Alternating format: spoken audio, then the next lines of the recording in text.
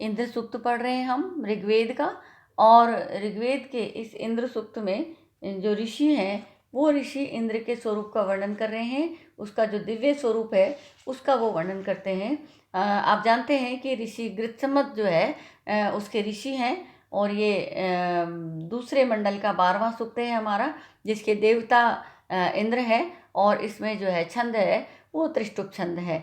तो इस प्रकार से यहाँ पर इंद्र के स्वरूप का वर्णन किया गया है, इंद्र की जो दिव्य शक्ति है उसका वर्णन किया गया है, इंद्र से प्रार्थना की गई है, उनसे स्तुति की गई है, उनसे याचना की गई है कि वो इस संपूर्ण विश्व की रक्षा करें, उसको अनुशासन में रखें, उनको प्रेरित करें, और जो बाधाएं हैं उनके मार्ग की उनको वो दूर करें, और जन कल्याण के लिए कार्य करें। तो इस प्रकार की स्तुति, इस प्रकार की कामनाएं, आकांक्षाएं, प्रार्थनाएं जो है वो इंद्र सूक्त में यहाँ वर्णित हुई है। तो इसी क्रम में आगे बढ़ते हुए ऋषि कहते हैं कि यह शंबरम पर्वतेषु श्रियंतम चत्वारिश्चाम चरदि अनुअविंदन ओजायमानम यो अहिम जगान दानुम शयानम स जनास इंद्र।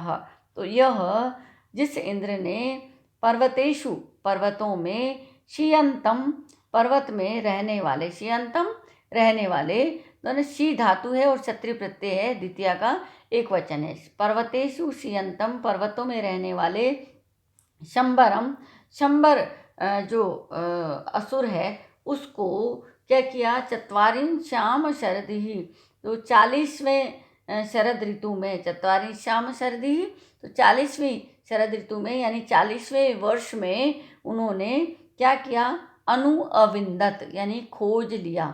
अनुअविंदत यानी उन्होंने 40वें शरद ऋतु में यानी कि 40वें साल में उसको खोज लिया। और ओजायमानम यो अहिम जघान, यो जिसने ओजायमानम ओज प्रदर्शित करने वाले और शयानम शयन करने वाले, दानु दानु नामक जो है वो राक्षस को उन्होंने क्या किया कि जघान, दानु अहिम जघान, तो जो है उन्होंने उसका विनाश कर दिया। जिसने ओज का प्रदर्शन करते हुए और करने वाले, शयन करने वाले दानु के पुत्र को उन्होंने नष्ट कर दिया। जनास स इंद्र, है मनुष्यों वह इंद्र है। तो यह जिस इंद्र ने पर्वतेषु पर्वतों में चियंतम रहने वाले शंबरम शंबर को, चत्वारिन श्याम शरदी 40वीं शरद ऋतु में 40वें वर्ष में अनुअविंदत जो है खोज लिया। जिसने पर्वतों में निवास करने वाले शंबर को 40वीं शरद ऋतु में 40वें वर्ष में खोज लिया।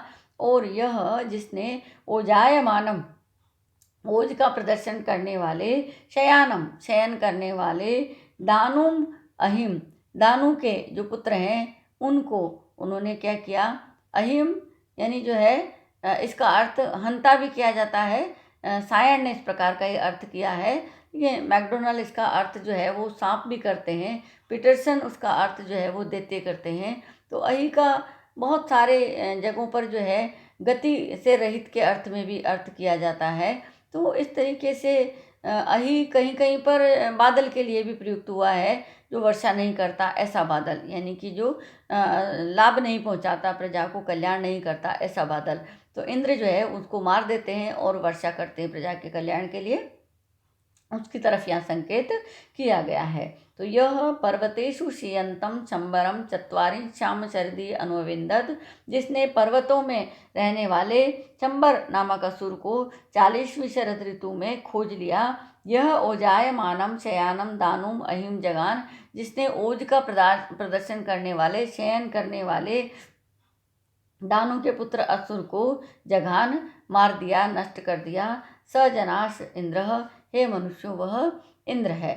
तो इस प्रकार से यहाँ पर कहा है कि जिसने पर्वतों में रहने वाले शंबर नामक असुर को 40वें शरद ऋतु में खोज लिया। शरद ऋतु से तात्पर्य यहाँ वर्ष है, क्योंकि शरद ऋतु जो है वो वर्ष का प्रतीक है। जैसा कि हम जीवे में शरद शतम ऐसा कहते हैं, तो 100 शरद ऋतुओं तक हम जीते रहें, तो शरद से एक शरद से दूसरी शरद का 1 वर्ष हो जाता है। तो 40वीं शरद ऋतु में, इसका मतलब 40 वर्ष में जो है उन्होंने उसको खोज लिया।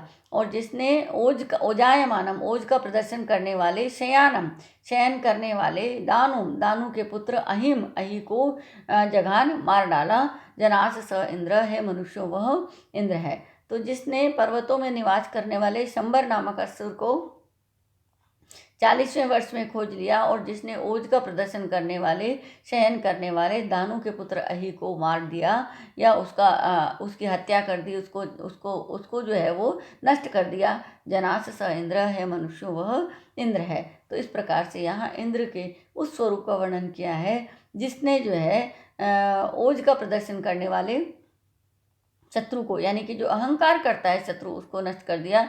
और जो बड़े से बड़े शत्रु को वो खोज लेता है और खोज करके उसका नाश कर देता है। तो 40वीं शरद ऋतु में उन्होंने शंबर को नाश कर दिया, और जो ज़्यादा ओज का प्रदर्शन करने वाले जो दानु पुत्र है अहि, उसको भी उन्होंने मार दिया। तो इस प्रकार से प्रजा के कल्याण में जितने भी बाधक तत्व है उनको नष्ट करते हुए, उन पर वज्र से प्रहार करते हुए वह जो है वो जन कल्याण का कार्य करते हैं, प्रजा की समृद्धि के लिए कार्य करते हैं। स्तोताओं और याचकों की बात को सुनते हैं, उनकी प्रार्थनाओं को सुनते हैं। जो दंडनीय कार्य है उसके लिए दंड देते हैं, अनुशासन बनाए रखते हैं, रक्षा करते हैं, प्रेरणा देते हैं। इस प्रकार के कार्यों को, इस प्रकार की विलक्षणताओं को इंद्र से जोड़ा गया है। और ऋषि गृत्समंत जो है इंद्र के उसी स्वरूप का वर्णन कर रहे हैं। और इस प्रकार से हम आज जो है ये आपका ई व्याख्यान है उसको यहीं समाप्त करते हैं। और अगला जो हमारा व्याख्यान होगा उसमें इसमें 4 मंत्र बचे हैं, तो उन चारों मंत्रों को हम उस अगले व्याख्यान में देखेंगे। और जो है इसको इंद्र सूक्त को हम विराम देंगे। इस प्रकार से लगभग हमारे जो है काफ़ी सारे सूक्त हो गए हैं, जिसमें हमने वरुण सूक्त को देखा है, अग्नि सूक्त को देखा है, इंद्र सूक्त हम पढ़ रहे हैं अभी, संज्ञान सूक्त हम पढ़ चुके हैं, विष्णु सूक्त हम पढ़ चुके हैं, पुरुष सूक्त हम पढ़ चुके हैं। तो ये इंद्र सूक्त, विश्वे देवा सूक्त जो है हम पढ़ चुके हैं। तो ये सब पढ़ने के पश्चात ये जो आपका ऋग्वेद के जो मंत्र हैं वो मंत्र जो है वो समापन की ओर अग्रसर होंगे। और ये हमारी एक जो पाठ्यक्रम में एक जो बुक है निर्धारित, वो हमारी ख़त्म हो जाएगी। तो अगला जो हमारा ई व्याख्यान होगा कल, उसमें हम शेष रहे 4 मंत्रों को जो है व्याख्या करते हुए इस इंद्र सूक्त को विराम देंगे। आज के लिए इतना ही, धन्यवाद।